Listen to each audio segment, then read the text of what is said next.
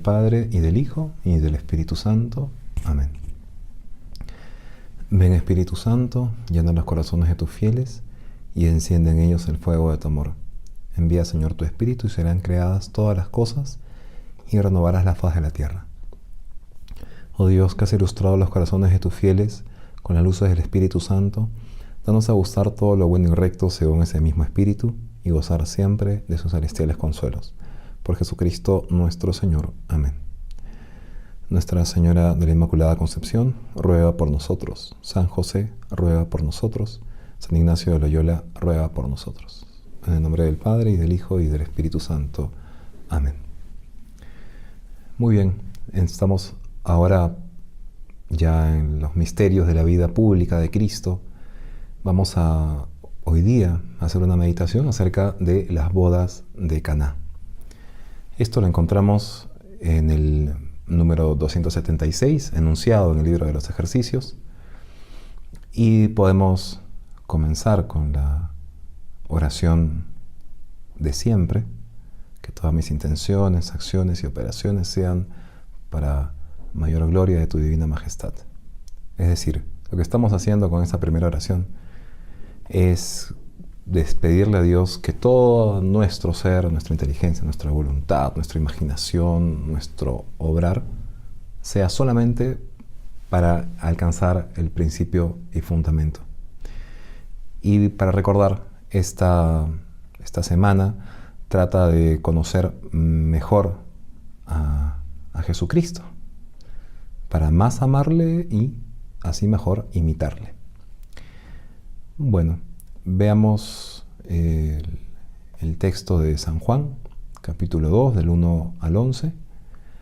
Al tercer día hubo una boda en Caná de Galilea, y estaba allí la madre de Jesús.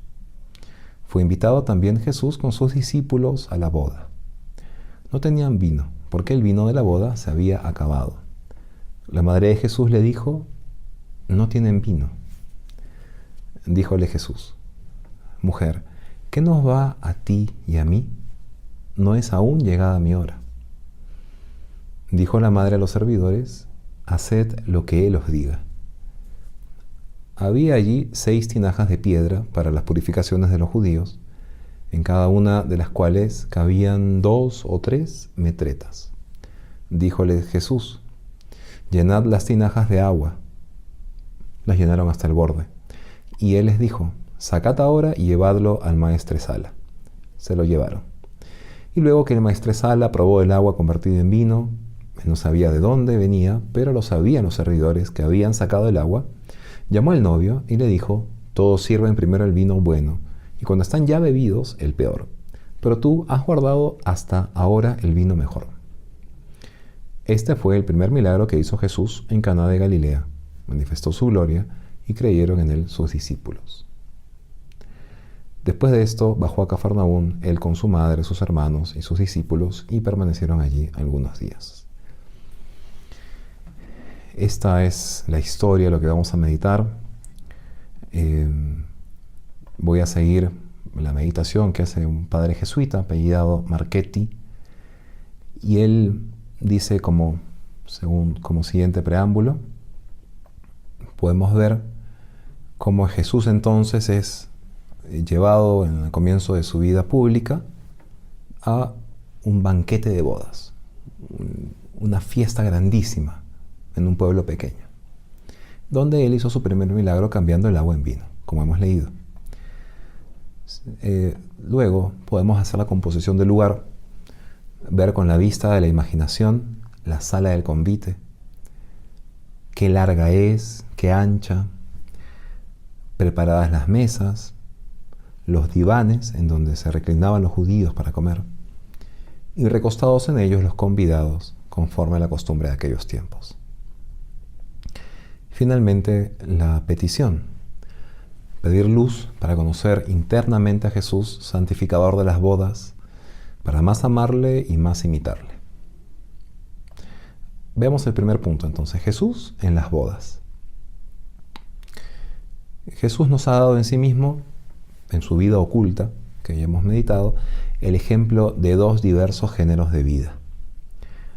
pues después de pasar 12 años en el seno de la Sagrada Familia, estuvo 3 días ausente para quedarse en el templo y discutir con los doctores acerca de las cosas de Dios, de las cosas de su Padre. Aquellos 3 días fueron como el preanuncio de los 3 años del apostolado público que estamos comenzando a meditar, en los que ella, dejando su familia, se va a ocupar solamente de evangelizar las almas.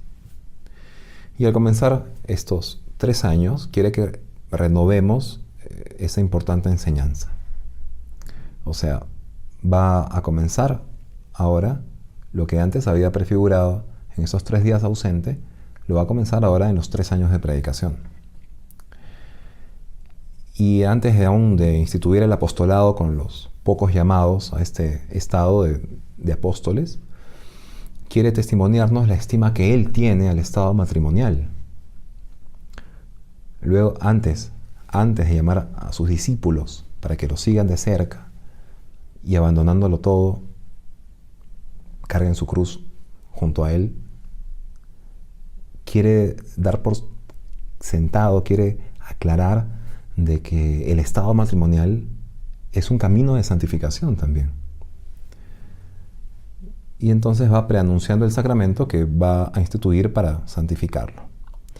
En Caná de Galilea, entonces, 2 esposos celebran su banquete conforme a las costumbres y tuvieron la idea de invitar al banquete a Jesús y a María. Así, en nuestras familias deben estar siempre Jesús y María. Tal vez no con su presencia física, pero al menos con su presencia espiritual. Jesús, como dice San Pablo, es el modelo de los esposos. Por eso dice él: esposos, hombres, amad a vuestras esposas como Cristo amó a su iglesia. Por otro lado, María es el modelo de las madres, que a imitación de ella han de dar a Cristo a los demás, a su familia, hasta que se forme en vosotros Cristo, dice el mismo San Pablo. Y hay que añadir que sobre todo en las fiestas de la familia deberían estar siempre invitados Jesús y María. Deben ser los invitados de honor. Es decir, en donde esté el espíritu de Jesús y de María, ya que son inseparables ambos, no se podrá ofender a Dios ni olvidar la virtud. Va a ser muy difícil. Entonces fue invitado Jesús a las bodas, dice el Evangelio, y tuvo la delicadeza de asistir, aceptó la invitación, porque él también, en el día, en su hora, va a ser el esposo, con mayúscula. Cuando se habla de matrimonios, nosotros imaginamos una cosa grandiosa, mucha pompa, mucha alegría, pero hablando de Jesucristo como esposo, no fue ese el caso, porque Él va a ser el esposo en la cruz, en los grandes dolores, en las humillaciones. Y el momento de sus bodas finalmente va a ser el de su muerte. En la vestidura nupcial que Él va a usar va a ser su propia sangre, como lo tenemos acá. Y con ella va a ganar a su esposa, la iglesia. La va a adornar de preciosos tesoros y la hará fecunda en hijos innumerables. Esta esposa es la iglesia. Su fiesta nupcial la describe San Pablo con esta frase elegantísima y hermosa. Amó Cristo a su iglesia y se entregó a sí misma por ella para santificarla, para mostrarse a sí mismo su iglesia gloriosa, sin mancha, ni arruga, ni nada semejante, sino santa e inmaculada. Entonces estas bodas místicas han de ser en adelante el tipo, el modelo de las bodas cristianas. Las bodas de Cristo con la iglesia son el modelo, es el modelo de las bodas entre un hombre y una mujer. La unión del hombre y la mujer ha de ser entre nosotros una imitación de esa santísima unión de Cristo con su iglesia. Y para mejor lograrlo, entonces, se infunde en el corazón de ambos esposos, por el sacramento, por la virtud del sacramento del matrimonio, La gracia santificante que fortifica el vínculo y ennoblece el amor. Eso es. Hace más noble el amor entre los esposos y fortalece el vínculo que tienen. Esto es el sacramento.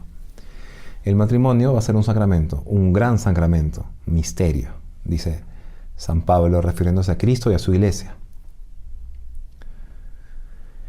Entonces Dios dio su bendición a la primera pareja nupcial y le dijo también un augurio, que es al mismo tiempo un mandato. Creced y multiplicaos y llenad la tierra. Adán y Eva, nuestros primeros padres. Pero más bien que llenar la tierra ha de ser llenar el cielo. Y para que el cielo se llene no basta con que se multipliquen los hombres en la tierra, sino que han de ser hijos de Dios, adoradores suyos, glorificadores en el tiempo para que lo sean después en la eternidad. Nuevamente, María es la que hace que Cristo venga al mundo. La Virgen María es la que hizo que Cristo actúe en las bodas y así es la que hace que actúe también en nuestras almas. Por eso deben estar siempre invitados Jesús y María a nuestra familia. Entonces valía la pena que aceptara Jesús esta invitación nupcial y así ennobleciera y santificara estas bodas con su presencia. Jesús aceptó, presenció el banquete y lo hizo con un milagro. Lo hizo efectivo con un milagro. También para nuestros esposos habrá su banquete y esté ofrecido y preparado por el mismo Jesucristo. El banquete eucarístico, donde el pan y el vino se cambian en el cuerpo y en la sangre del Redentor, para hacer el más fuerte vínculo de los corazones. Cada misa, cada matrimonio que puede celebrarse con una misa, es estar en las bodas de Caná. Y ya no se cambia, ya Jesucristo no cambia el agua en vino, sino el vino en su sangre. Qué importante el sacramento del matrimonio, qué hermoso, ¿no? Y así dice San Pablo, ilustrado por San Agustín, como muchos granos de trigo amasados forman un solo pan y muchos granos de uva exprimidos forman un solo vino, así también los corazones alimentados con ese pan y embriagados con ese vino serán un solo corazón. Un solo cuerpo somos todos los que de un solo pan participamos, dice. Segundo punto, entonces, de nuestra meditación, María Santísima. A las bodas de Caná fue también invitada María, y se puede decir que antes que Jesús, pues el Evangelio dice, y la madre de Jesús estaba allí. Y poco después, y fue llamado también Jesús. Como que se podría pensar en que sería María la que sugiriera a ambos esposos que invitaran también a Jesucristo. Ad Jesum per Mariam, ¿no decimos? A Jesús por María. Esa es la ley. Entonces hay que darnos cuenta que María Santísima no es llamada por el evangelista, sino la Madre de Jesús. Ese es su título. Mater Jesu. Y esto con desacostumbrada insistencia. 3 veces en 5 versículos. Se podría pensar que el evangelista San Juan quiere hacer resaltar quién es esta señora. ¿Quién es esta mujer? Que después había de tener tanta parte en el milagro, porque ella fue, la omnipotencia suplicante, la que logró que se realizara el milagro, aunque Jesús al inicio pareciese haberse negado. No se trata solo de la presencia de una pariente, como piensan los intérpretes, que era María, sino que se trata de aquella que había llevado en sus entrañas purísimas al Verbo de Dios encarnado, que le había dado a luz en la cueva de Belén, que le había amamantado con su leche virginal, que le había guardado en su infancia y adolescencia, que le había amado con 2 amores fundidos en uno solo, el de hija queridísima y el de madre incomparable, y a la que Jesús había correspondido con una gracia única, su obediencia, durante 30 años. Así leíamos en el Evangelio antes, ¿no? En Lucas 2. Y era Jesús obediente a ellos. Ya con esto se puede prever fácilmente las ventajas que tenía que esté María en las bodas. María, con su práctica de buena ama de casa, con su espíritu observador como buena mujer, con su delicadeza de sentimientos como buena mamá, fue la primera en darse cuenta que faltaba el vino. Se habían equivocado en los cálculos. Los comensales eran tal vez más numerosos que los que habían previsto, o había habido alguna negligencia en el encargado de preparar ese banquete. Fuera como fuera, lo cierto es que aún no se había terminado el banquete y ya estaba faltando el vino. Una humillación tremenda por estos esposos, si llegase a pasar eso. Y cuántos motivos de queja y de reproche y de disgusto en medio de tanta alegría, ¿no? Pero de una mirada sola, María Santísima todo lo previó y lo quiso prevenir. Sin duda, su hijo quien lo puede remediar, y estaba con ella. Ella aún no le ha visto hacer ningún milagro, como dicen los autores. Pero ya sabe que los puede hacer. Sabe que no hay nada imposible para Dios. Quizás aún no ha llegado a la ocasión de hacerlos, pero hay que dirigirse a Él.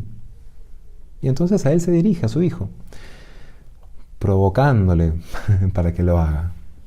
Con tan solo decirle, no tienen vino. Exponiéndole la carencia, exponiéndole nuestras heridas. Es una enseñanza preciosísima para nosotros, en nuestras necesidades no solo materiales, sino mucho más espirituales. Hay que acudir siempre a Jesús porque Él quiere y puede ayudarnos. Es una bellísima forma de oración. Manifestar nuestra necesidad sin añadir nada, con sinceridad y sencillez. Como en el camino el pobre manco enseña el brazo roto al que pasa adelante, así. ¿Para qué decir, dame pan? Si me ve manco, ya puede entender que no puedo ganar el sustento y que me hace falta. Si tiene corazón, me lo dará. No tienen vino. A ti Jesús te toca, porque puedes hacerlo, remediarlo. Muchas veces las mismas dificultades ayudan a que sean oídas nuestras oraciones, porque Dios, que es sapientísimo y bondadosísimo, las conoce. Entonces va a intervenir quizás una circunstancia de tiempo, como en este caso, que no había llegado aún la hora de Jesús, debía manifestarse a los hombres a través de milagros, porque no estaban preparados para ello. Pero tal vez haya motivos más delicados entonces. Jesús había venido a glorificar a su Padre y no quería glorificar a su madre antes de terminar su misión. Oh mujer, ¿por qué me dices eso? Lo que nosotros hemos leído, ¿qué nos va a ti y a mí? ¿Qué tenemos nosotros que ver con ello? Aún no ha llegado mi hora. Esto aún no me corresponde. Así lo interpreta San Ambrosio. No es que rechace los obsequios de la piedad materna, pues ese es su mandamiento. Quien no honra a su padre y a su madre, que muera. Sino que conocía deberse antes a los misterios paternos que a los afectos maternos. Pero María nos enseña que, con su ejemplo, hay que insistir en la oración. Nadie mejor que ella conocía el corazón de Jesús. Era su hijo, era su madre, de hecho era su corazón, era su carne. Conocía la misericordia del cual le estaba lleno. Y como si éste le hubiera respondido que sí, dice a los que servían, haced cuanto él les diga. Y de hecho Jesús les ordenó que llenaran de agua esos 6 grandes cántaros que servían para las purificaciones. El milagro estaba ya a punto de realizarse. La petición de María había sido escuchada. El Maestro nos da, entonces, otro argumento para persuadirnos de que María Santísima es nuestra intercesora más poderosa y el canal por el que nos han de venir todos los favores y todas las gracias de Dios. Esa es la Virgen María. Es el modelo de la mamá de familia, modelo de madre de familia, porque abre sus ojos para ver las necesidades de sus hijos queridos. Está atenta. No piensa en ella, piensa en sus hijos. Se vale de su fina intuición para descubrir aún los deseos interiores de su esposo y de sus hijos. Cae en la cuenta enseguida de lo que falta. No tienen. Se dirige entonces a Jesús con su oración insistente y confiada. Entonces pongamos nuestra confianza en la intercesión de María, que es madre y conoce muy bien lo que debe ser una madre, si lo que le pedimos es conforme a los designios de Dios, llenos de sabiduría y de bondad. Seguro que nos va a atender y nos va a dar lo que necesitamos. El tercer punto, el milagro. Nadie puede dudar de que el Hijo de Dios hecho hombre podía muy bien crear por sí mismo el vino. Es decir, sin necesidad de hacer todo el trámite con el agua, sin necesidad de llenar las tinajas con agua. Porque Él con una sola palabra creó el cielo y la tierra, el agua y la vid, las uvas. Dijo y fueron hechas, dice el Génesis. Pero no es esta su manera de proceder. Quiere nuestra ayuda, nuestro concurso, nuestra participación, nuestra colaboración. Quiere que nosotros hagamos lo que podemos antes de intervenir, como un buen padre, como un buen educador. Antes de que intervenga Él directamente, quiere que nosotros hagamos lo que esté todo de nuestra parte. Para hacer el vino quiso que ellos preparasen el agua. Y había en la sala 6 grandes cántaros, en cada uno de los cuales cabían 3 metretas. Es decir, conforme a nuestras medidas, unos 600 litros en total. Mucho vino. Y servía esto para las purificaciones que solían hacerse antes de la comida. Llenándolos de agua, les dice el maestro, y cosa fácil que fue ejecutada rápido. Llenaron los cántaros hasta arriba, hasta el tope, y lo que sigue es admirable. Sacadla ahora y mostrádsela al maestresala. Llevarle el agua, ¿no será burlarse de él? Burlarse del jefe, de los camareros, del encargado de todo el servicio, del encargado de que todo sea perfecto en la boda. Llevarle agua, ¿no se va a molestar acaso? Estupor y maravilla. El agua se había hecho vino y nadie mejor que los sirvientes podían dar de ello testimonio, porque sabían qué cosa habían hecho.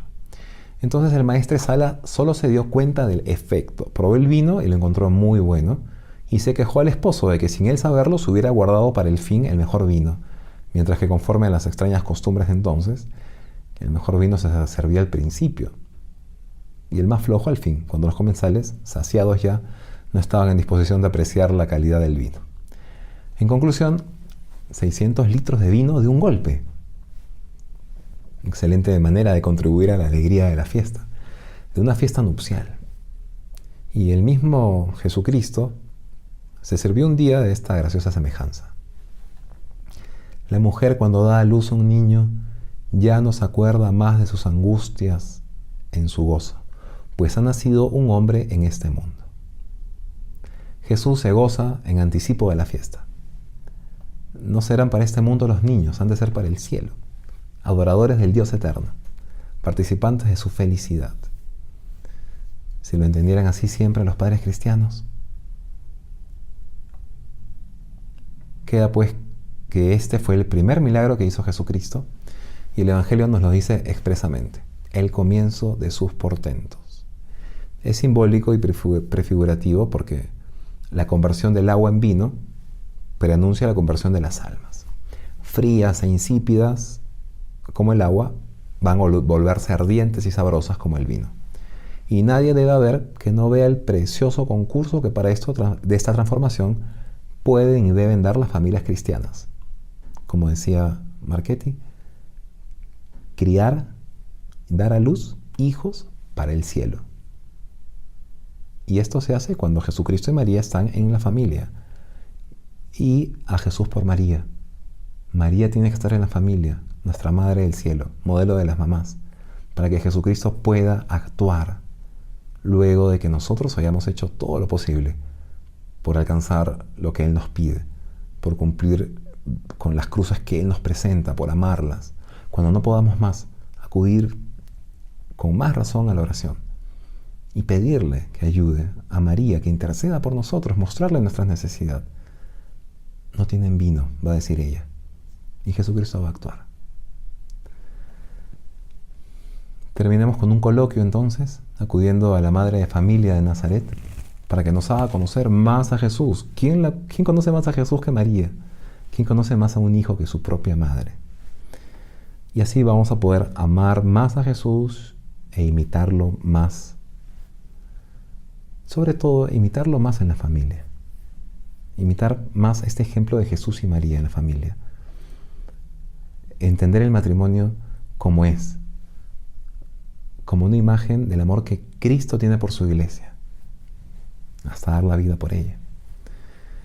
Entonces hacemos este coloquio rezando un Ave María, luego pasamos de María a Jesús para pedirle las mismas gracias, que nos haga conocerlo más, amarlo más y más imitarle en la estima y en la solicitud en la familia, con un alma de Cristo.